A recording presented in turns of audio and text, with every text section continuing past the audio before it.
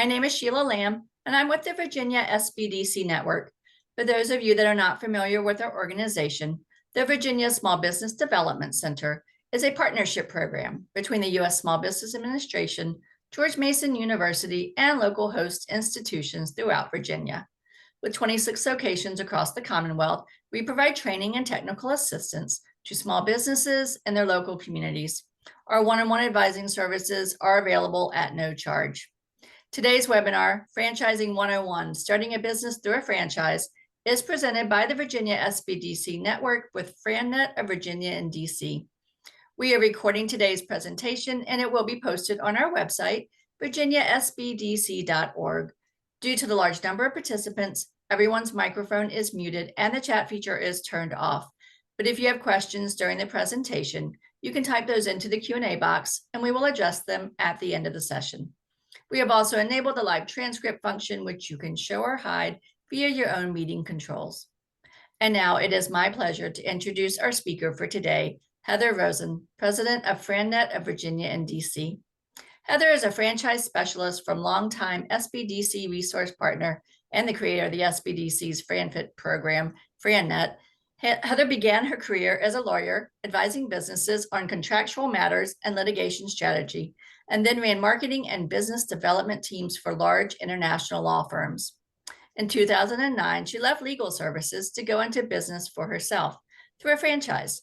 Now the owner of 2 franchises, Heather conducts franchise education workshops for the Virginia SBDC and several other organizations, provides coaching on how to make the transition from employee to entrepreneur, and offers guidance to people researching full-time, active, semi-passive, and large-scale area development franchise opportunities.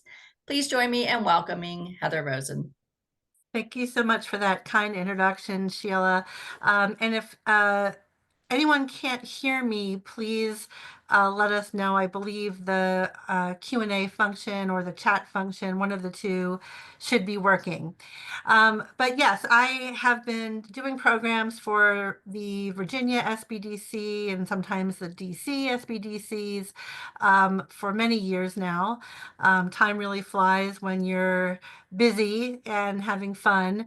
And I went into this business after working for many years for law firms primarily. First as a lawyer, and then I started helping lawyers develop their practices. And then in 2009, I said, you know what, I really want to be more independent. I really want to control the hours that I'm working. I really want to be able to make as much money as my efforts can generate. And I really just want, freedom and independence. At the time, I had a young daughter, and so that was pressing too, because I was commuting into DC every day, and it was really hard to be able to take care of everything and do a good job. And the pressure was really on, and I was fortunate to have some money saved up, and I decided to go into business. But I had a very big salary to replace. And so for me, like maybe for some of you, if you're going to go into business, you got to do it smartly. If you're going to put your money in, and whether you leave your job or not, because there are some businesses, we'll talk about it, where you can start a business while you have a job. But if you're going to put your time into a business, you want to do it smartly, safely. And I had to do it that way. That was sort of a bargain that my husband and I struck, is that if I left my big job, then I was going to have a lot more certainty that whatever I was doing in business was going to actually not just work, but make enough money in a quick enough manner. So I went into business through a franchise, still in the same franchise, and then I launched another one with a partner a few years ago as a side business, because there was a large demand for travel and we wanted to leverage that. And here, by the way, you'll see a couple of QR codes in here if you want to connect with me, or you're going to see at the end of the presentation, I'm going to offer an entrepreneur profile.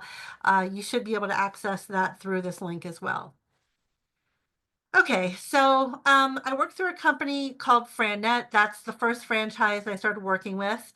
What you're going to learn about franchises is it's not just fast food. FranNet is a company that supplies data to me. Your franchisor is basically a third party that performs certain functions that you need as a business person. That if you can get somebody else to manage that part of your business, then you can focus on other things. So FranNet was that partner. It happened to be a company that was already very well known among all the SBA affiliated agencies, SCORE, SBDC, and the Women's Business Center. And so, because that was the one that everybody said, was the real expert in the area of business advisory, business advisory service, and especially franchising, I decided after doing a lot of research to go into business with them. And it's a neat model for me because I get to talk to people who have some hopes and dreams and goals, and they don't have to pay anything for the advice, because at the end of the day, the franchises view me as a recruiter almost. I don't work for any of them, but at the end of the day, after people take my assessments and I advise them, I've got some recommendations for them of businesses that could potentially be a good fit for them, and I can show them how to research the business to figure out how how good of a fit it is. And that franchisor ends up getting somebody who could be a very good candidate, somebody who they see could potentially be the person that opens up their next location in their local market. So they actually end up paying all my fees if there's a offer and a match, just like a recruiter. And so I get to go around and talk to people and do programs on franchising and just tell people, what it is and what it isn't. And if you're going to research something, how to do that research so that you don't miss anything that would be really important. And that's some of the stuff I'm going to talk about today. So first off, I want to talk about, why to even think about getting into business. You're probably here because you've thought about going into business, but what are people really looking for? What are some of the really motivating goals that people who have actually not just talked about it, but they've gone and done it, what were they looking for? Um, then there's pros and cons of franchises versus going into a business independently, and I'll talk about that. I'll say I'm going to tell you how franchises work, just very briefly. For this is sort of a 101 course, so I want to make sure you even know what a franchise is, because there's a lot of misconceptions about it. But I really want to dig into how to find the best franchise, pitfalls, how much they cost, and funding options. And then I'll give you an idea of where you might start if you think that you might have some goals that a business might help you fulfill.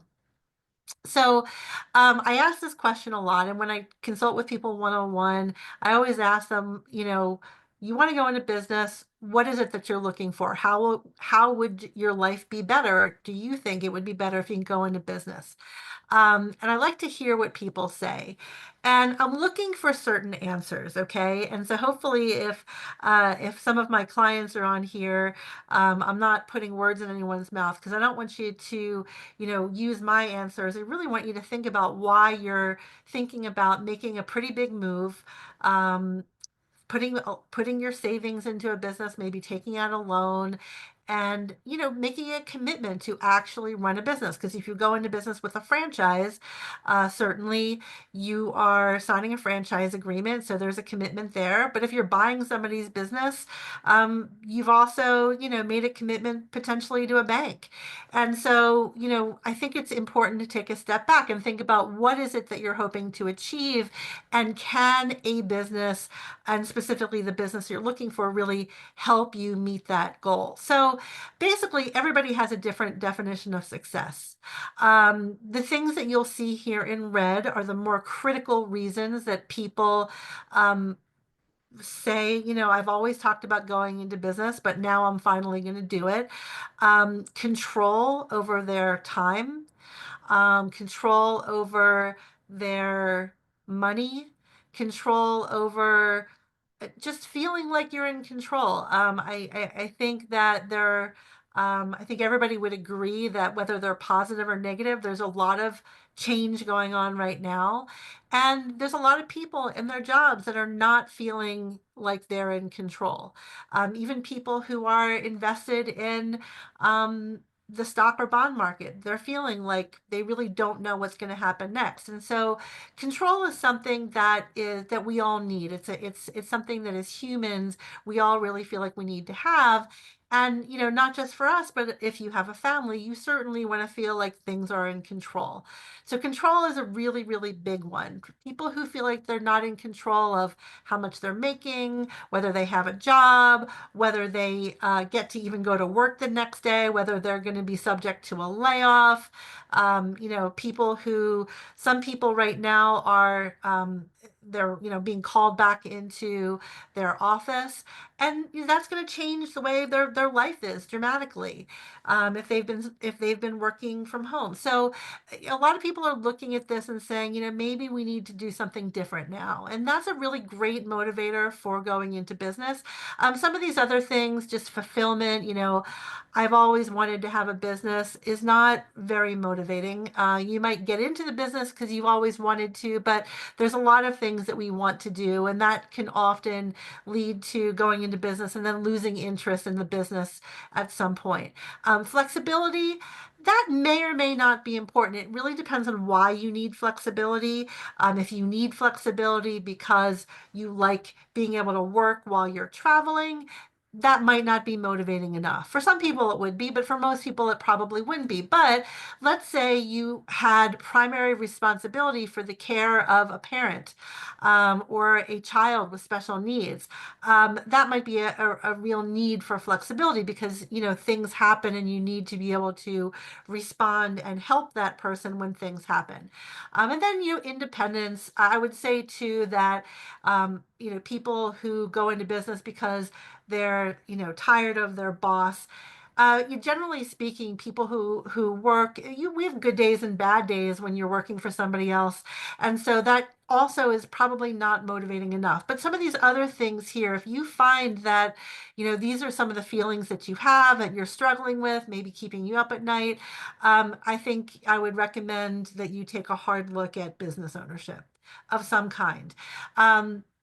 And again, with all of the changes going on, you can be fearful or you could look for the opportunity. Some of us are doing both. But also, where there's change, there's always opportunity. This is actually a photo that I took during COVID, when my family and I were living in a resort on the eastern shore of Maryland for 2 weeks. This was a lovely view that we definitely did not have in our homes, and it was a great opportunity for us as a family to have this special time together. Crisis, but there's always opportunities when there's change, so don't forget that. And there's certainly going to be plenty of opportunities even with all the changes happening now. So then it becomes a question of if you think you have a real motivation for going into business, for finally doing this thing that you may have always thought about doing or dreamed about doing, then the question becomes, what is the best way to go into business? And there is no one answer. It really just depends on your circumstances. You can start from scratch, all on your own, just working with, putting together a business plan, working with some mentors, hopefully from the SBDC, and maybe reading some books on it. Another way people go into business is, and this is becoming more and more popular, is buying an existing business. There's a concept now called entrepreneurship through acquisition. Apparently, this has become a very hot topic in MBA programs. Buying somebody else out is a way to get into business. And then the third way to get into business is to start a business with a franchise's help. A franchisor is actually, the name of the franchise is, you call them a franchisor. Obviously, it's not just one person. Well, hopefully it's not just one person. You're looking for a team of people that you're essentially contracting with to help you start a business. And you want to make sure that these people obviously are experienced if you're paying for those help. But let me go a little further into when it might make sense for you to go one way versus the other. So starting a business from scratch, in most cases is the absolute riskiest way of going into business. However, there are some exceptions. I mean, so the upsides are that all of the decisions are yours. You're totally in control. If you want to completely change what you are selling, you can. There's no rules. And if you make it, there's the largest upside, right? I mean, if you are one of the businesses that really makes it big and is, or even makes it medium, and you're covering the kind of uh, expenses that we need to live in our state, then that's great. Disadvantages are that a lot of people go into business that they've never been in before, and they have to figure a lot of things out. And I'm talking about even people who are consultants, and they start a consulting business because they've done certain things that other businesses might want to help with, and they feel like, okay, well, I've consulted in my job, so now I'm going to start a consulting business. But usually what happens is they don't understand the business development side and the sales side, because that piece of it was handled probably by somebody else in the company. And they probably also don't understand the marketing side, the website side, the IT side.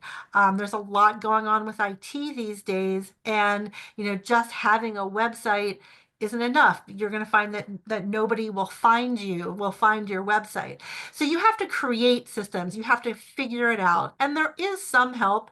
Again, I would hope that if you go into business this way, you would talk to the mentors at the SBDC, but you're going to have to find somebody who has run a business just like yours for them to be able to fill in all of the gaps, and somebody who's run that business successfully, where they've actually been, financially successful in that business. And that's not usually easy to do, especially considering that most people who go into business for themselves, they're trying to start something new that's never been done before.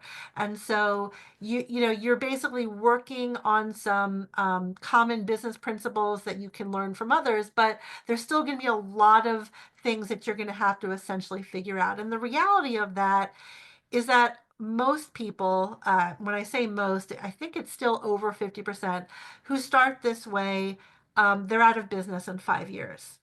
They don't make it because they never make enough money, if they make money at all. I was just talking to somebody the other day who started a food business, told me that she was successful, but then, I found out from somebody else that she actually ended up spending more money than she ever made. So she felt excited that she was doing something creative, but never actually made money from that business. And that's really, really typical. Now, the exception to this is if you actually have run the business before. And a good example from my old days working for law firms is a lot of lawyers will leave their law firm and open up their own practice, and they will practice law. But you still would have to have been somebody who was a partner in a law firm, who was involved in hiring, billing, marketing, because a lot of partners do all of these things in a big law firm. Especially, you have practice groups that are kind of mini businesses within this larger law firm. So a lot of times those partners, especially the practice groups heads, will leave and start their own thing, and they can be successful because they already know the systems. They've already done it before for somebody else. But to the extent that you haven't done all of the functions that a business owner would have to do, that's where the question is whether you're going to make it. So if you're really motivated to go into business, think about how quickly you need to make money, on how much risk you're willing to take on. And if you don't make it in the business, because again, the odds are kind of against you unless you've done this before, what are the consequences of that? So the second option is buying somebody else out, or as they're saying, entrepreneurship through acquisition. It's kind of a neat term that is being bantered around. This could be exciting. Actually, the trick is that what you're supposed to do is find a successful business and take it over and then increase the profits.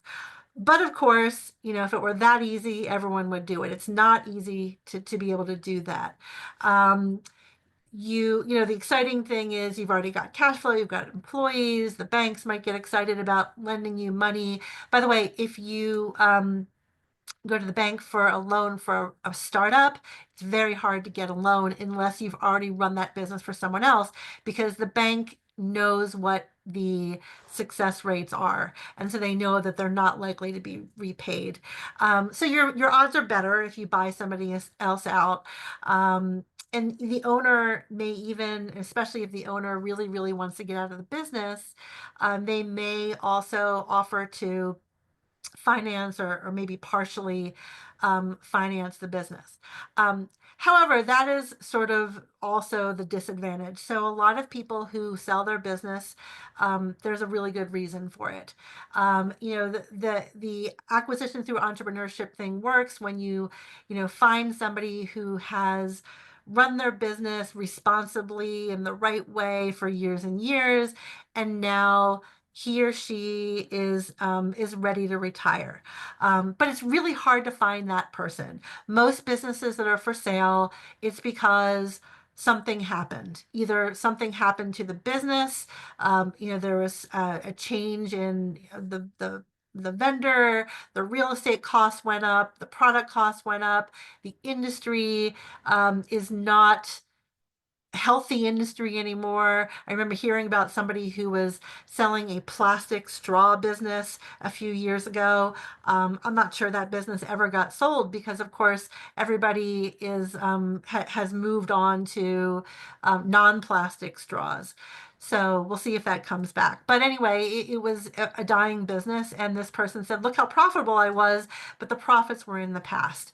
Also, you will find owners who neglected their business. Maybe they were getting older, but they weren't getting their business ready for sale. Maybe they got sick and the profits of the business started to decline. And so now suddenly they're ready to sell. But how do you know how well you're going to do in that business? The fact that they were very profitable, 5 years ago is probably not going to give you a lot of comfort. So you really have to dig in and figure out how healthy this business is. Also, with any cash flow business or cash-based businesses, sometimes it's hard to figure out what the real cash flow is. First of all, owners will legally do a lot of write-offs against their business in order to reduce tax liabilities. So now you're looking at somebody's tax returns and seeing that this person only made $60,000 a year, yet they're telling you it's an $800,000 a year business. And you're going, well, where's the rest of the money? Oh, well, I wrote off this, this, and this. Okay, well, what's the cash flow going to be if you take it over? So, and then if there's actual cash involved, let's say it's a food business where they take cash, or a bar or something like that, it is not uncommon for those business owners to have two sets of books. And, not all of the cash that comes in is reported to the IRS. That happens apparently a lot in the food industry. So that's the thing. And ultimately, when you're buying somebody else's business, in addition to having a location and employees, what you're really buying, the real attraction to these businesses is something called goodwill, which is the likelihood that customers are going to come in tomorrow. So you buy somebody's business because they showed you a customer list, if they have one, and you can see that their revenues last year were $800,000. But how do you know that those customers are coming back? You don't. It's really, really hard to figure it out. I mean, there's lots of things that bring people in just once, and then they'll never come back. In addition to that, you might have some people who already started to feel like the quality was slipping. And now with a new owner that they don't feel any loyalty to, they might never come back. So it's really, really hard to measure goodwill. And if there are some motives that the seller has for selling the business because he or she knows that the business is not doing very well, they don't have to tell you what the real reasons are. So you have to be a sleuth and try to figure that out. But it's very likely that you won't uncover all of the reasons. Also, your employees can leave. If you are taking out a loan to buy somebody's business, don't forget to factor into your costs your debt service, because the owner, the seller, may not have had any kind of loans, and you can see what he or she, if you can figure out what they were actually taking home, don't forget to lump in, but you're going to be paying back the bank on that loan. So that's something that people sometimes miss. And eventually, the owner, the seller, is going to be gone. They're going to, there might be something in your buy-sell agreement that says if the owner has to stay on for some period of time, but eventually the owner is going to be on to the next phase of life. And you're going to be, if something happens, the phone might not be picked up by the owner. So these are all just things to consider. I will tell you that in the franchise industry, franchises are just businesses that can be bought and sold too. The difference being that there's a contract in place where the franchisor provides training and support. So I've been personally involved in transactions where somebody has sold their franchise to somebody else. Um, there are some good opportunities from time to time.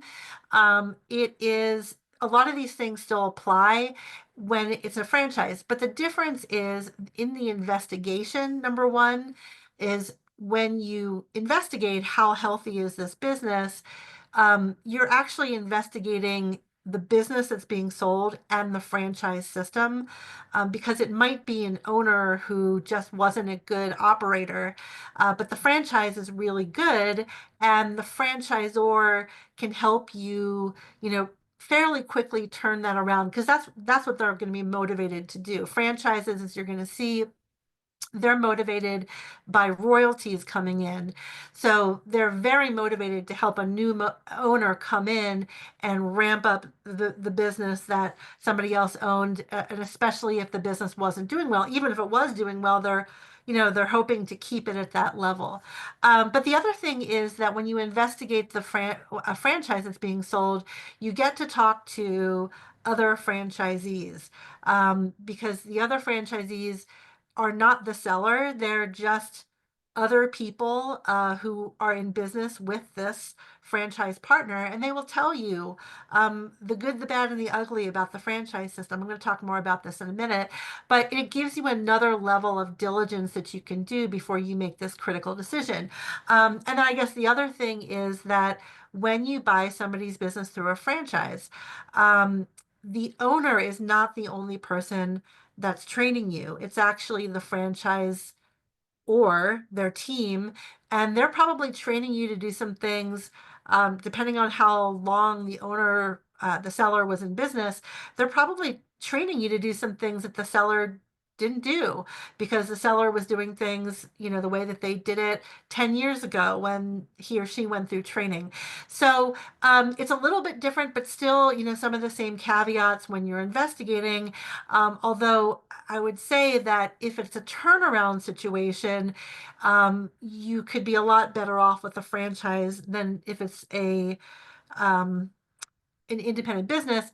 Of course, unless you've already run that business before. It really always goes back to that. If you've run restaurants successfully and you take over someone's restaurant, great. That could be a great opportunity. But if you've always wanted a restaurant and you find a restaurant for sale on Biz by Sell, and that restaurant is struggling, what are the odds that you're going to be able to turn it around if you've never done this before? If the owner who had experience in the industry couldn't do it, what are the odds that you're going to be able to do it? That could be a colossal disaster. So let me talk about franchising too. And you're going to see that there's really not one thing for everyone. So I'm going to get into advantages, but first I want you to know a couple things about franchises. Part of the success in a franchise, whether it's the best top franchise in the country, which there isn't really a top franchise. It's really, it depends on, who you are, I'm going to get into this, but there's a lot of really, really good businesses out there, right? However, if you pick one of these businesses and you go through their training and you work with their operations team to get up and running and to get mentored, and you run your business differently than the way they've trained you, you can't possibly expect the same results as the other people in the franchise because you're following a different playbook. You're running a different kind of business. So, first and foremost, and every franchisor would agree with me, you have to be at least somewhat of a system follower. If you find, looking back on your past history, that you tend to like challenging systems, questioning things. I mean, I think franchisors would say they like creative people, but it would be very difficult to be successful or even happy in a franchise if you like challenging people all the time. Okay, you have to be somewhat of a system follower. There are franchises that have a few rules, there are franchises that have lots of rules. Even if you pick a flexible business format with a few rules, in a few years, they might have a few more rules because they might have more knowledge at that point, and they've got some new programs, and you've got to be somewhat of a team player. That is being part of the franchise ecosystem. Okay.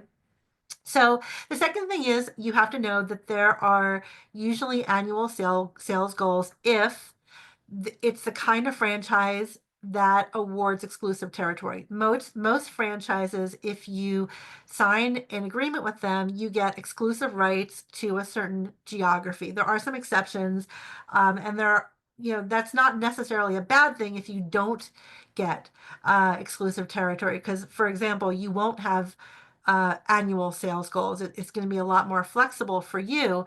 But if you get exclusive territory, you can almost definitely expect that there's going to be some benchmarks that you have to meet.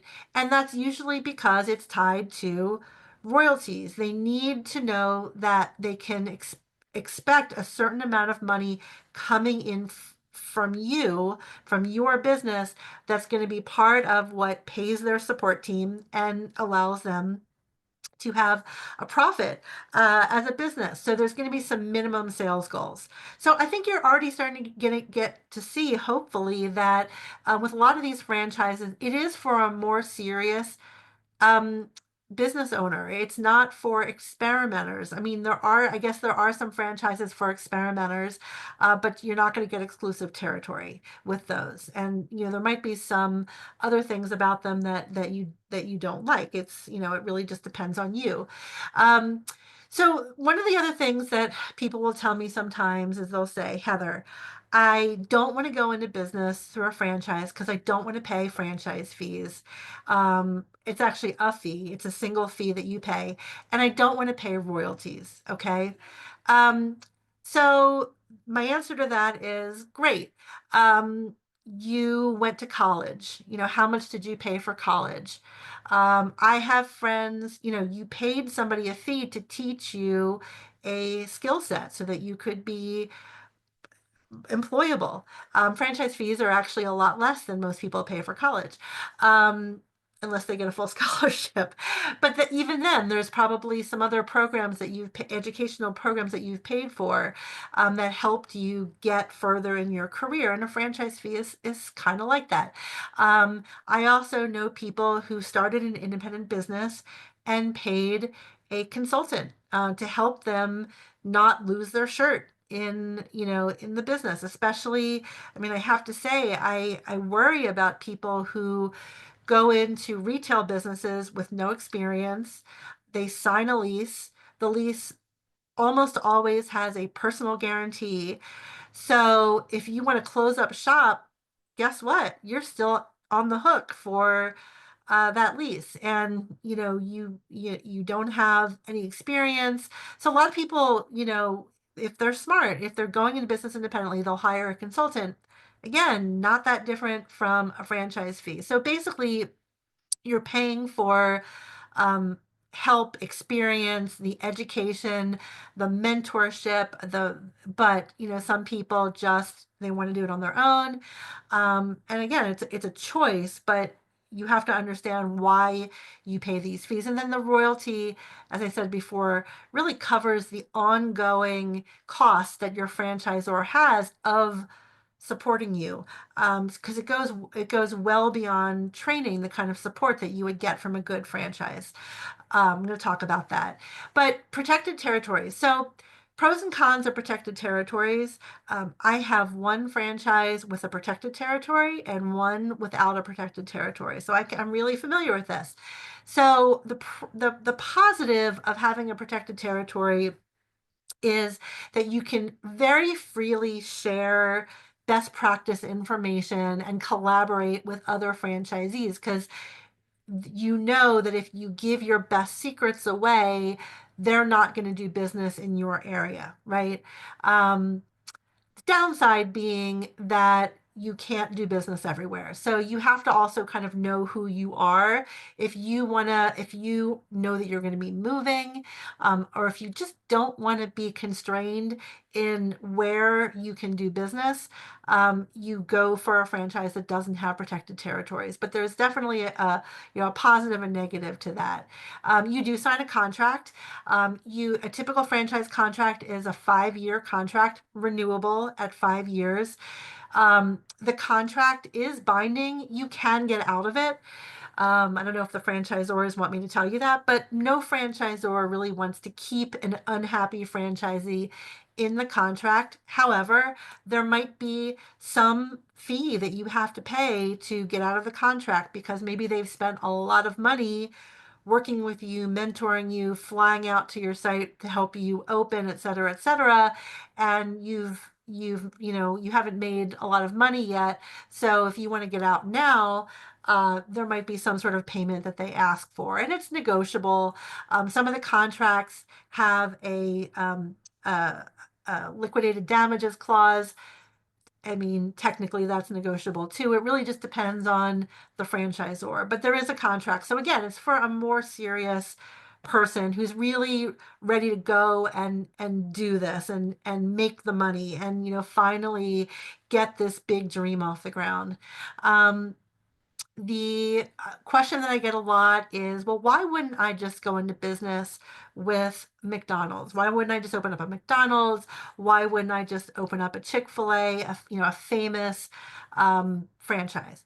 Well, there are pros and cons to that too. So you have to understand that the food franchises, especially, that everybody knows, if anything goes wrong in one of their 1,000 locations, it's probably going to make national news, if not international news. Even if you're not having that same problem in your area, people are going to stop coming to you. You're going to lose business as a result of it. So, pros and cons. It's better, in my opinion, to write this down, to go into business with a franchisor that has a good track record, and they've got a bunch of franchisees who all say, yeah, we're making money and here's how much we made. That's a little bit more below the radar, I would say, because then if something really terrible happens, it might make local news, but it's probably not going to be in the news for very long, if at all. Depends how bad it is. But you don't want to have to worry about anything. I wouldn't want to worry about anything that any of my colleagues across the country or around the world do that might make people mad at me and my business. Okay. So, on the advantage side, it's proven going into business with a franchise is the least risky way of going into business if you actually do the research and you know how to do the research. And I'm going to give you some tips on that. They've done it before. It may or may not be a familiar brand. If you follow my suggestion before, and let's say you're the first one to open up smoothie bowl franchise in your town and nobody knows you, well, guess what? You're going to get press for it. People are going to be excited. And a good franchisor is going to already know how to get you off the ground quickly. They're already going to have a grand opening program, and then suddenly you are a familiar brand in the course of 2 weeks. So is it worth only investing in a business that is already famous if in 2 weeks you can become a familiar brand, right? It might not be worth it. Um, and I say this, I've worked with, very famous brands too. So I'm just keeping it real with you. Um, the marketing team, most franchises have a marketing team. When they get older, they start putting into place national relationships with different referral and customer groups so that it's easier for you as a franchisee to get in the door with new customers. They have operations teams. The operations teams, I always used to say, remember, you need not just you need a website anyway. You need, and a good website where people are actually going to find you. You need an email address. You need some back end systems, and you get that. It's like a business in the box.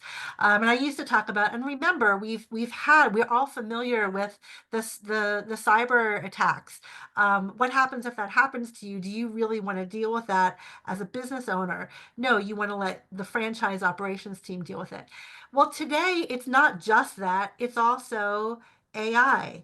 Most of the franchises now are leveraging AI to bring new customers to their franchisees. So all of these people who are working for you and your colleagues, that is what you're paying for. That's why you're paying into the franchise.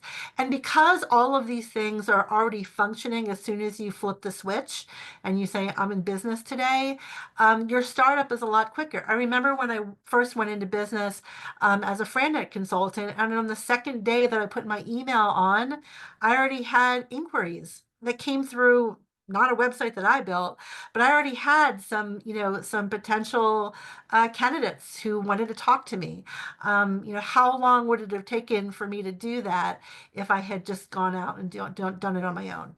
Um, so this is what you get with a franchise. And, I really think there's a lot here. You also get access to your colleagues, other franchisees who are going to give you even more information than your franchisor team about best practices. By the way, if you didn't know it, this last bullet point here is that franchises are regulated. So nobody likes regulations. This is not something that impacts you once you're a franchisee. What this means is that the franchisors, before taking your money when you join the company, before they take your franchise fee, they are reviewed by the Federal Trade Commission and by um, the Commonwealth of Virginia. Virginia is a registration state, so is Maryland, so is New York, I believe. There are a few others, California. Um, they have to file pretty extensive paperwork with the government and be approved every year to continue to grow in the state. So that's a good thing. But the other side of that, besides the fact that it's not just you having to believe everything that you hear from them, is they're required to give you a copy of that document that they file with the Commonwealth and with the Federal Trade Commission. And it's a great informative document that you definitely want to read. But also, one of the things that document has, it has a full list of every single one of their franchisees and everyone's contact information. So guess what you get to do as part of your diligence? You get to call people who are already working with the franchise and ask, how's it going? Are you happy with this company? Are you glad you're doing business with them? And how much money are you making, by the way? And how long did it take you to make that money? And how many people have you seen leave the system? And why do people fail sometimes? These are all questions that we franchisees are very accustomed and happy to answer because we went through it ourselves. We want colleagues in our franchise. When you join a franchise, it ends up being a second or a third family. In my case, it's a third family. Your colleagues again. It's just like, being part of the big law firm that I used to work for. I've got colleagues all over the world from my franchise. A lot of these people are lifelong friends now. I travel with them. Um, we want good people in our system who are going to not just become friends, but are going to be, happy, productive. They're going to try new things and they're going to share their best practices with me. So we will talk to you about our franchise, and sometimes we'll vet you too and let the headquarters know if we think that there's a potential red flag. Okay, quickly, if you didn't know, whoops. Okay, sorry, I had a change of screen somehow. If you didn't know how franchises work, this is how they work. There is a headquarters office.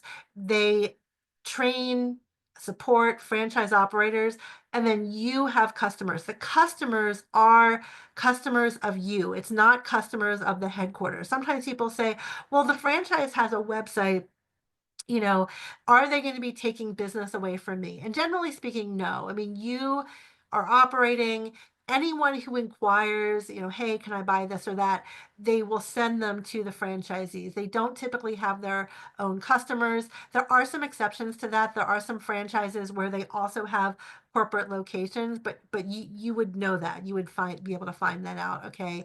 But basically, the advantage for a franchise, the reason companies typically will launch a franchise division is because they're trying to grow their brand, their recognition, and start making money very quickly, quicker than they could if they just try to raise capital. Although some franchises will do both. They'll raise private equity funds, which has been a trend in the past few years, and they'll also grow through franchising. There are thousands of them. And so, part of this is figuring out which is the best one for you. They're not going to be all available. First of all, not all of them are in good standing in Virginia. DC is not a registration state, by the way. So, sometimes people can open in DC, they can't open up in Virginia. However, if you live in Virginia, you probably still can't open up in DC because of the way the law is written. But some of them are going to be sold out. They're already going to be, the licenses are already going to be owned by somebody. And then, of course, some of them won't have a good track record or any track record. For most people, you probably don't want to do business with a franchise that's really, really new, because they're still trying to figure it out too. So you have to ask, what are you really paying for? And then the big thing is, not all franchises, even if you think they're successful, you have to really dig into that. Spend some time figuring out how much money you would really need to make from the business for it to be a success for you, because it's going to be different for everyone. For me, when I went into my business, I had a really big number to hit in a pretty short amount of time. And not all franchises would allow me to do that. So that's a big part of your search is going to be, can I make enough money in a quick enough amount of time? Now, for those of you who are thinking about going into business while you have a day job, it may be possible, and maybe that you don't have to make money as quickly because you already have income coming in. However, if you're trying to do this because you're not feeling secure in your job, you're feeling like there's a lot of changes and I really need to know that I have a secure source of income, that window still might be fairly short.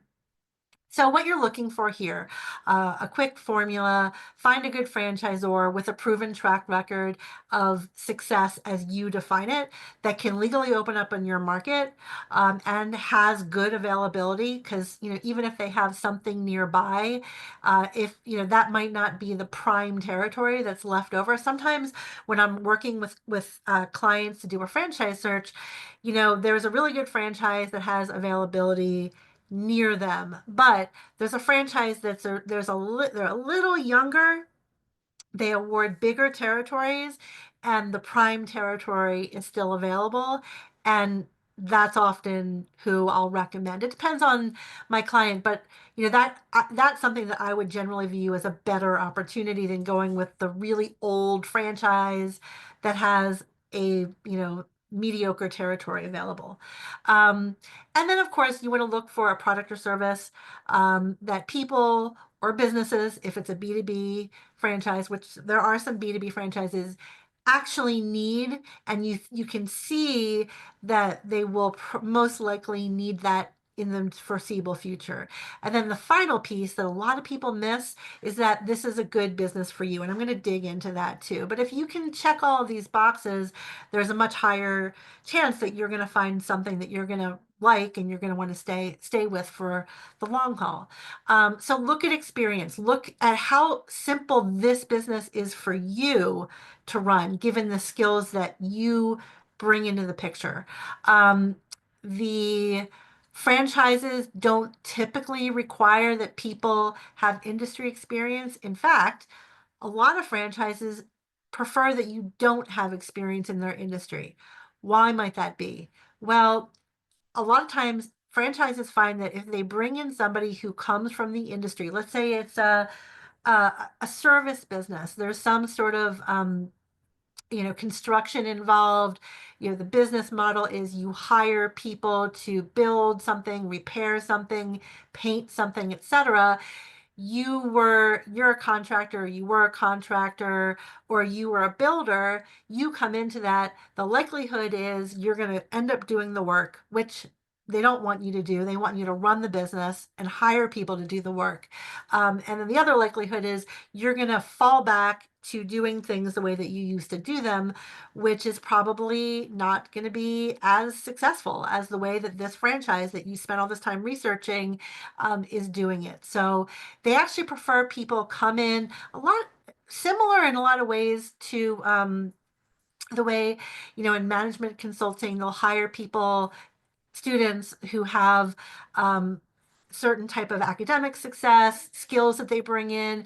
They want to mold them. They want to teach them the business, their business, the way that they do it, knowing that they have the ability to learn and to do the things once they learn the company's way of doing it. So the franchises actually prefer that, but you still have to look at and really talk to franchisees about what the owners do and how simple do you think that would be for you to learn.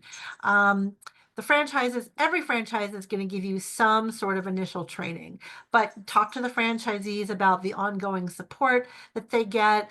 Is the franchise constantly bringing them, here's a better way to do it, here's a better vendor, here's a better marketing program? Are they really being supported in a way that is going to justify paying royalties in? Name recognition may or may not be there. It could be nice to have, but as I said, the franchises often have grand opening programs that make you recognized in a couple of weeks. But they should have people in the back office who are performing services for you, marketing, operations, and then eventually sales. And then you also want to ask the franchisees, when you do your diligence, hopefully, whether there's a culture of teamwork. In my travel franchise, we have something that we call cruisitude, which is this culture of helping each other is the core of this business. We don't have hard and fast boundaries, but if we find out that you are stealing other people's clients, we're going to kick you out. The culture is so important to us that we're going to constantly talk about it. And the franchisees will generally say there is a culture of teamwork in this business, despite the fact that there are no boundaries. So that's a good checklist for you too. Some trends, I mean, generally speaking, you want to look for a franchise where you can see that there's a growing market. The two biggest population groups are baby boomers and millennials. So generally, if you find a franchise and the typical customer is a baby boomer or a millennial, that's a good thing. And here are some of the examples of the categories where you typically find that. Of course, anything that's an essential service. We talked about that at length, of course, during COVID, but, just generally speaking, I mean, I've been talking about essential services for 15 years. If it's essential, that's always the best. If you sell something, a product or service that's discretionary, That's the first thing that's going to get cut if there's a downturn. And, the economy is cyclical. It has been forever. So it goes up and it goes down. And you don't want to be losing business if there's a downturn. And then there's a whole sector of these B2B franchises that help other businesses, businesses that sell safety equipment, that rent workspace, that provide IT support, staffing businesses. One of the big areas right now, um, I was going to just talk about it here, is cost reduction. Cost reduction. I mean, as people and businesses continue to complain about how everything is so much more expensive, there are costs that can get cut with businesses, and that might be for a lot of businesses. If they don't cut costs, they're going to be gone. And so there are businesses that are in the business of helping other businesses renegotiate agreements. And they've got relationships already with vendors who are going to do things for less. And I think that's a really good business. It's a win-win-win for everybody. Um, but there's always going to be parents with kids who want good after school education, tutoring businesses too, although tutoring businesses are still, I think, a little bit trying to figure it out, the best way to deliver the service and have it be effective. Things changed a lot during COVID for tutoring businesses. Um, the home improvement businesses have always done well, because people prefer, I mean, especially with the rising cost of real estate, people want to stay put and fix and improve what they have because they can't afford to move. Um, and then there's property maintenance businesses, B2B property. Staffing companies have always had a place in the business economy. And I just saw an article today about how companies are really, there's a lot of job openings out there, but a lot of people are not hearing back. They're not actually filling those jobs. And there's a lot of reasons for that. But essentially, businesses have needs that have to be filled. They don't have to hire full-time staff. They can use staffing companies for a lot of these things. And so staffing companies are always busy. So think about that. And you have a lot of choices in terms of characteristics with a franchise. Yes, you could be the owner of 60 locations of a Supercuts. However, that takes a lot of management skills. It's a pretty big business, and there's a lot of people out there. They have 1 to 2 locations of a non-retail business, and they're making, the same or more sometimes than some of the retail franchises. It's just, you'll see at the bottom, there's no one size fits all. Everybody wants the history of a well-established franchise, but with the well-established franchise, you're also going to have to comply with a lot more rules. As the bigger they get, the more rules they have. And so it's really about finding the balance that works for you personally. This is a very individualized process when you go out there trying to find the best franchise. It's really finding the best franchise for you, or you and your partner or spouse, if you're going into business with somebody else. But it's a very, very personal question as which is the best franchise. There are, as I mentioned before, some that are we call them semi-absentee. What it really means is you hire a manager or a general manager. Some franchises are very conducive to this. Some of them, it doesn't really work. So you have to know which ones truly have a track record of that working. There's also a concept called regional developer, area developer. Some franchises offer that. I've had a couple of clients choose those in their search. It's for people who want very large businesses. The license costs more, but ultimately you're almost becoming a franchisor yourself. In fact, you have to file your own disclosure document because you're using the systems and the support teams of the franchisor, but you're performing some of the consultative functions that the franchise performs, and there's a financial reward for that, and you can grow a little kingdom in your state if you do something like that. Um, You don't have to rent space. There are lots of work from home franchises out there, and there's a big cost range, which I'll talk about. Here's some of the businesses where people have kept their day job. I would say you have to know that you have a flexible day job. If you have to go into an office every day, might not work. If you are in the type of job where you're constantly on calls, being dragged into meetings, it might not work. You have to have some time, not just after work hours, but during core work hours to handle things. You're gonna, remember I said these are businesses typically where you have a manager or a general manager, but you still have to manage those people, and you might have to solve a problem in the middle of the day, or meet with somebody about something. So you have to have some flexibility in your day if you have a day job and you have a business. There are some seasonal, you'll see on here, service businesses out there, businesses that um, are only open during the warm months, as you can imagine, anything having to do with the lawns, outdoor painting, deck repair, um, outside pest control. These businesses can be very lucrative. Some people don't like them because they would prefer something where they can make money all year. Some of those businesses have added on a winter component, but it's pros and cons. So some people like only having to really work a little harder, more hours during the warm months, and then they can kind of relax a little bit.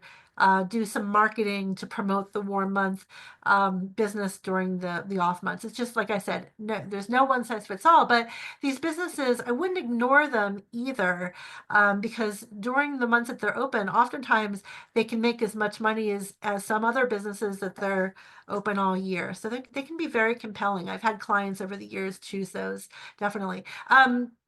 If you're going to keep a day job, it's very unlikely that you're going to be able to run any kind of a restaurant. Restaurants are typically 7 days a week.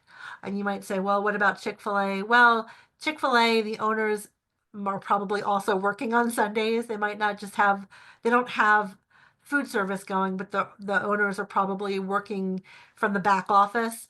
If you haven't been run a restaurant before, or had a parent run and see really what's involved, you wouldn't believe the kind of hours that restaurant owners work. So probably not going to be a food business.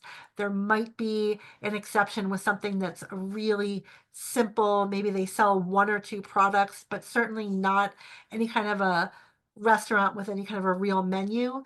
Um, and if you get into home care, usually for older people or people who are sick, or childcare, it's also very hard to have a day job because there's a lot more oversight that you need to have as an owner of those businesses. So as you go through this process of choosing, you really want to think through financial goals, your lifestyle goals. Is it exciting today to be in a restaurant where everybody knows that you're the owner and your friends come in and you have coffee with them? Maybe, but what about in 5 or 10 years? What about if you want to travel? And you really find it hard to step away. A lot of restaurant owners find it very hard to get away because there's a lot more moving parts than you probably know in any kind of a restaurant. So think through, kind of at different stages of your life, where you want to be, what kind of flexibility you want to have. Think about your transferable skill sets. You don't have to sell. Okay, that's one common misconception, is to be successful in a franchise, you don't have to sell. There are some franchises that are purely marketing and location driven. However, um, if you do have a sales background, you might not like those businesses that are marketing, even though it might seem to other people to be simpler. If you have a slow month, there's very little that you can do to really drive traffic. Whereas if you have a business where you can drive business through networking, and selling, direct calling, you can, often hit sales goals a lot quicker, and you can really move the needle if things have slowed down. So it's just different businesses for everybody, but you should really assess what's going to matter the most here is the skills that you have, what you've done before that you feel like you are the strongest in. Um, Employees. Okay, you don't have to have employees in a franchise. There are some franchises where you start with 0 employees. So if you've managed people, or if you haven't managed people, but if you have managed people and you've never loved the management aspect of your job, you have choices. You can pick a business where you don't have any employees. Now, if you have had employees and you've loved the mentoring, the assessing skills and talents, and placing people where they are going to be the most successful, then by all means, you should have that kind of. I mean, that's probably the business you should have. But it's an option. So you want to come up with a budget. I ask everybody that I advise, what's your budget? How much from your own funds, maximum? You're probably going to need at least $50,000, $60,000 from somewhere. I'm going to talk about that in a minute. And then you may need to take out some loans. But think about a do not exceed number. Talking to people, we don't have a goal of getting to that number. We just need to know what's too expensive, because you don't want to research businesses that are just going to be, too expensive no matter what they say. Um, Business environment, that question of work from home versus work from an office, work from a school, work from the mall. It matters. It matters to some people, and it might matter to you. Need to look at what hours you're available. Is it a business where you want to be able to bring in your spouse if you're married, or a partner? Maybe I have worked with people who've wanted to bring in siblings. You want to know who's going to be involved in the business. Some people hire their kids. And again, you don't have to have multiple locations to be financially successful, to be wealthy from your franchise dealings, but you need to know what your numbers are, and then we try to find the business that you can do with the skills and all of your characteristics that you're looking for. And then finally, think about who your customer is. I once had a client who was very interested in a tutoring franchise. And, he started thinking about the fact that the customer is actually the parent. And he started picturing himself having to deal with, parents who are the type of parents who enroll their children in tutoring tend to be, they have high expectations for their kids. That's why they're spending a lot of money on tutoring. So, and he just said, I don't think I want to deal with that customer. I think it's going to be unpleasant for me. So, think about who the customer is, and if there's any type of customer that you would really like to have, or you would want to stay away from. Um, so, when you go through your list of franchisees to call, do your interviews, and if anyone wants some sample questions, like I said, I posted a QR code so you can connect with me. So that's something you can ask me about. But, go through the list, talk to people who are top, middle, maybe a few who are struggling. You want to get a sense of why some people struggle. Every franchise has some people who struggle. No franchise has done a perfect job of recruiting, just like no company does a perfect job of recruiting. But we look for franchises when we recommend businesses that have a very high success rate. Most people stay with them for at least 5 years, if not more. But you're going to have some people who struggle, and you want to understand why people struggle, who in the business didn't do well. And when you talk to them, and you talk to people who are kind of in the middle range, and talk to the top performers in a franchise, you're going to get a sense of what behaviors, or what skills, or what money you need to be successful in that business. And you want to look for a franchise where you can find a large number of franchisees in that business already who are a lot like you. You can really relate to them. They have, they're making the kind of money you want to make, but they also, have the kind of lifestyle you want. Um, all the things that we talked about before. So some pitfalls to be aware of. Don't, you're excited, you want to find a business, great.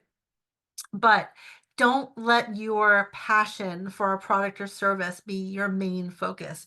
You should never start with, I love this pizza. I love this tutoring service. I love this clothing franchise. There are some franchises that sell clothing. Because why? Because I wear it, because my kids use it. That's the last thing you want to ask.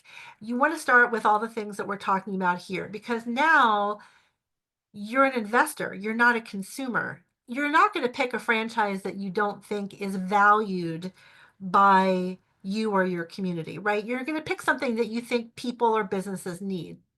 Everybody does that. But don't start with that. Start with, what am I looking for? What would a successful business look like? What would it give me, right?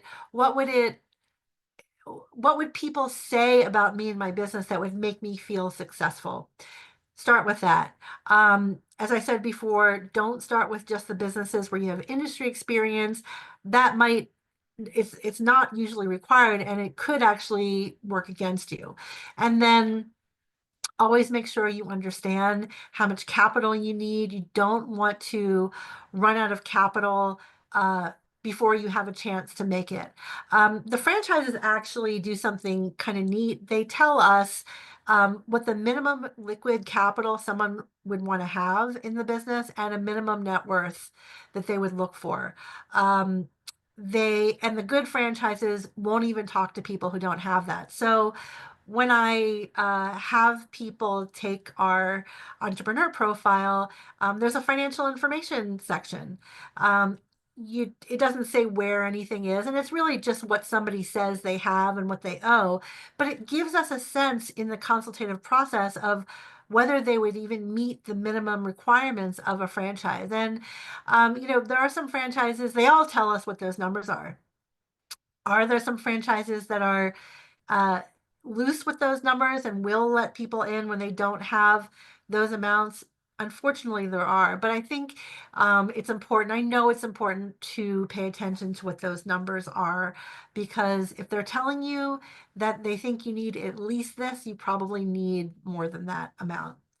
Um, Now, there's a lot of, I'm giving you tools here, and you're going to go through a process. You're going to see this process, it lasts about 3 months to do the full amount of diligence on options and land at here's the franchise, here's the one that's the best for me. Um, you're going to probably do more research going through this process than you would if you try to do this on your own.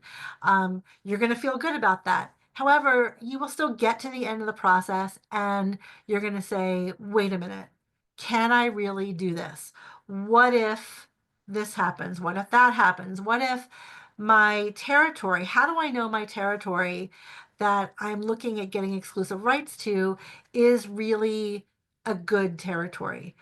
This is all the fear. This is the fear coming up. With the territory, there are ways to assess the strength of a territory. There's lots of ways to do it. Um, so you want to manage that fear. You can do research on the industry and the market, but honestly, most of your research is going to come by just talking to other people who are already doing it. A lot of the information out on the internet is going to be biased. Some of it's going to be old. As we know, there's a lot of changes happening right now. You want to talk to people who are on the ground in the business already and find out from them, what do I need to know? What do I need to be worried about? What do I need to have as a minimum amount of cash to go into this business, et cetera, et cetera, et cetera. You can create very detailed financial projections from this actual data from actual franchisees. So just that's my advice, is just to keep going back to the data. There's still going to be a knot maybe in the pit of your stomach. I would say that, most of my clients go through some aspect of it. We can usually get over it. Sometimes not though. Sometimes people, they can't get out of their own way, and they're never going to go into business because there's just so much, head trash going on there. But don't, if you really want to finally do this, make this happen, get control of your, the source of your money, and your schedule. You've got to go through this, and you've got to, get past the fear and look at the actual data. What are franchisees actually saying about this business? You can really figure out whether these businesses are good or bad if you go through this process. This is a little visual of the process. You build a business model, do some diligence. If it doesn't seem like it's a good fit, we talk about why it's not a good fit, figure out what it is that you're reacting to, and then, change out the businesses in your search. And then once you get closer, you start looking at financing options and business plans, and maybe applying for or getting pre-approved for an SBA loan. There are funding companies that specialize in franchise funding, and they will give you a free assessment of, what you would be eligible to borrow and different ways that you can fund your business. And if you go to the QR code, there's a webinar that I have, and I can connect you with my favorite people at some of those companies they're my favorite because I've been working with them for years. They don't pay me anything to say that that they're my favorite. They're just really good, and they're very responsive. So I'm happy to introduce you to my best contacts. And then you're ready to go. But you're going to do a lot of diligence first that you should be able to feel very confident about. Okay. Different costs for different kinds of businesses. You can see here, there are some home-based businesses that you can open for under $50,000. With the cost of everything now, I've not seen a solid franchise where people make the kind of money that you need to live in the DC area or the Richmond area or the Williamsburg area, for less than $50,000. It really doesn't exist anymore. You for home-based franchises, typically you're going to need between $60,000 and $80,000. There are some small micro loans that you can get if you need it. Moving into the $100,000 range, the reason those cost more to open, it's not because of the franchise fee. The franchise fee is pretty similar from business to business. It's usually because you just need to rent space. You need to hire some additional people. It's the startup costs of actually running the business. And then, as the cost goes up, it's because you need some retail space. You need some marketing funds.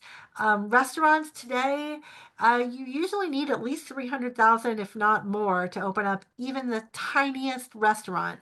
So think about it. I mean, you might have always dreamed about opening up a restaurant, but if you can get into business for a lot less money, with a lot less risk, and maybe have a better schedule than a restaurant owner, it might be worth spending some time to look into it. And it's not true. I've heard this before that, well, the more money you spend, the more money you can make. That is absolutely not true. If you buy additional territories of a franchise, if you're offered additional growth areas that you can grow into, then yes, you can make more money. But just because you dropped $350,000, $400,000 on a restaurant, it doesn't mean you can make more money than, $130,000 staffing business. It just doesn't work that way. So really understand your options before you make this very big decision. A couple of capitalization strategies that you might not be aware of. First of all, the SBA program operates through banks, although, like I said, the funding partners will give you kind of an initial read, a pre-approval, because they know what they know what their lending criteria, they know which banks are looking for what. They're in the business of that, and they can facilitate the loan process if you want them to, but they'll just give you a free pre-approval. So if you're not sure if you can afford it, maybe that's a good first step for you too. But you could use a home equity line of credit and maybe pay a lower interest rate. Another thing that people do is they will roll over qualified retirement funds. And some people just don't want to do it. I get that, but it's money that you have, that you might feel like, I have this money, but honestly, you have numbers on a page and you don't know what those numbers are going to look like tomorrow. So some people will diversify their investments. They'll take some money out of a 401k or IRA, roll it over. It's a tax-free, if you do it correctly, and the funding partners will, take you through that process, that you can roll it over and you can reinvest some of that capital in your business, not just IBM's business or Cisco's business. You can essentially buy shares, just like you have shares in these other businesses, in you, and invest in you and build a business and have control over that business. Use that capital to grow something that's going to give you a higher rate of return, probably, if you do this right, than anything that you could do in the stock or bond market. So these are some things that you could consider doing. So then the question becomes when to seek help. Generally speaking, if you know that you have to have a retail business, you really want to start the search no later than 12 months from when you want to be in business, because oftentimes it takes 12 months or more, 12 to 18 months to get open. I say more because in Virginia and Maryland and all the registration states, I told you before, the franchisors have to refile. They have a dark period where they can't even talk to you. Even if you've started talking to them about the franchise, they have to shut down the process. You can't sign a franchise agreement. You can't do anything with them unless you're already one of their franchisees. So start your search early. Don't wait too long. If you know you're probably not, financially ready to go into a business that has retail, you don't have, I'll say, 300,000 plus to invest in a business, and so it might be a service business, then, start your search 3 to 6 months from when you think you would like to be open for business. That's your timeline there.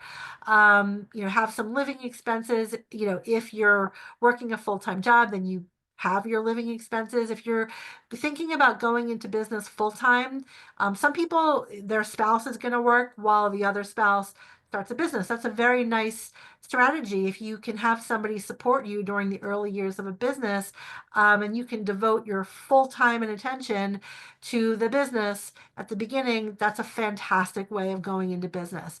But you're looking at, start your research 3 to 6 months, no more than 6 months from when you want to actually be working, start launching your business. If you are married, you want to definitely loop your spouse in during our initial consultation. If somebody is in any kind of a committed relationship, um, I want to hear from the spouse too, because I want to hear about, okay, you've told me what your parameters are. Well, what does this other person say? Are they okay with you putting $500,000 of their savings into a business? Or are they okay with you working, if you have to have a restaurant, 7 days a week, 80 hours a week? They might have something to say about that. So we talk about all that. So, in terms of next steps, and I'll have a couple of minutes for questions, but do the evaluation. You're going to see a QR code to go to on the next slide. I think you can get a recording of this, I believe. Sheila, correct me if I'm wrong. And then if you really want to know, get some more information on what might be out there, what you might be looking for, you can take the entrepreneur profile assessment that you'll see here on this last slide. And that is what I have to say. So I am ready to take questions, if anything has come in. I think you covered so much and so well. We have no questions at the moment, but if anyone has a question, please drop it into the Q&A box and we'll get Heather to answer that. We still have 7 minutes to pick her brain. So, Yeah. and yes, everyone is going to receive this recording, so they'll be able to access your QR codes and all your information. I'm also going to pop up just an evaluation for the SBDC as well. Oh, So, absolutely. yeah, Mine so is really short. I think I have 6 questions. So ours is 7. It's quick too. So if perfect. everyone could take a moment to just complete them both, it just helps us to be able to better serve you, right, Heather? I mean, if we know what's working and what's not, just helps us to provide more Absolutely. for the clients out there. So still no questions popping in. So if you can think of anything that popped into your head while Heather was speaking, please drop it into the Q&A box. And Heather, while we're waiting, if you want to give some last words of wisdom. Well, I would just say that, there's a lot of changes. I keep saying this, but we're all aware of so many things changing. I mean, I think that there's a tendency when there's a lot of change in business for people to kind of, freeze in place and just say, I don't even know what to do. We can get you through this. I mean, between the SBDC and me, I mean, there's steps to take. There's a lot of research that you can do. We can take you step by step through this and get you to an answer. It's better to seize on the opportunities than to freeze in place and say, oh my gosh, what's going to happen to the stock markets? What we have no idea, but there are things that you can control, and this is one of them. Great. We have a question. Let's see. Is there accounting help and or software to help would-be franchisees?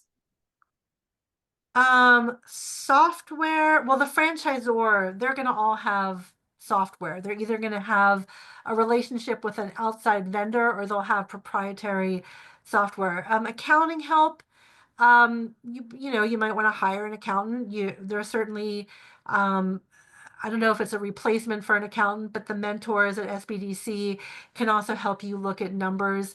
But what's interesting is when you research a franchise and you talk to franchisees, I mean, I've had clients put together some rough projections and they'll send that ahead of their calls with other franchisees. And the franchisees will say, nope, this number is too high, this number is too low, you're missing this cost, this revenue assumption is probably not right, you're probably looking at, that's more like a year 3 number.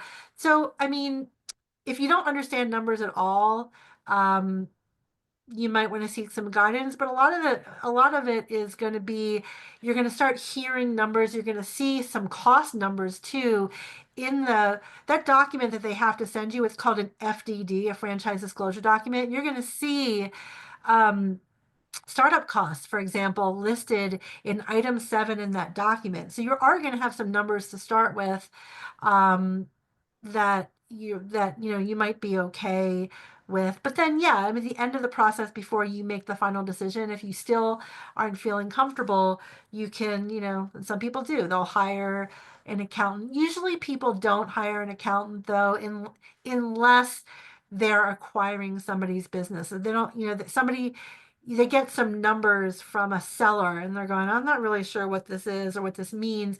That's usually when they'll spend the money on the accountant. But just for some general guidance between what they hear from franchisees and maybe what the guidance they get from me or a score mentor, I'm sorry, SBDC mentor, score, they're usually pretty good on their own.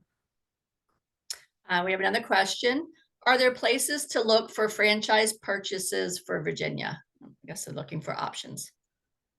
Well, I'm aware of some. I actually have a secret resale list. So if you want to join that, you're welcome to. I'm not a business broker. You can go on Biz Buy Sell and some of them are listed there. I mean, the trick is finding a good franchise that's also a good resale.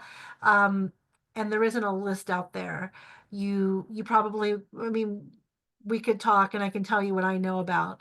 But there isn't a list out there because nobody's going to say, you know, this business is good, this business isn't. And not all of them make it into Biz Buy Sell. Some of the ones that I know about aren't on Biz Buy Sell. Some of them that are on Biz Buy Sell, I don't know about. But usually it's because the franchisor isn't a great franchise, or I have some concerns about the resale. We don't have any other questions. So I think I'm going to go ahead and wrap us up. And if something drops in, we'll adjust that. Heather, thank you so much. Always, always a wealth of information. And so I want to thank you. I want to thank everyone who did join us today, and remind you that you are going to receive an email with a link to this recording. If you would like to sign up for upcoming webinars or access recorded webinars, please visit virginiasbdc.org/training. These resources are designed to be used in collaboration with your local SBDC advisors. You can sign up for a free and confidential session by emailing help@virginiasbdc.org or via our website. And we hope to see you at our next session. Take care, everyone. Enjoy your day. Bye.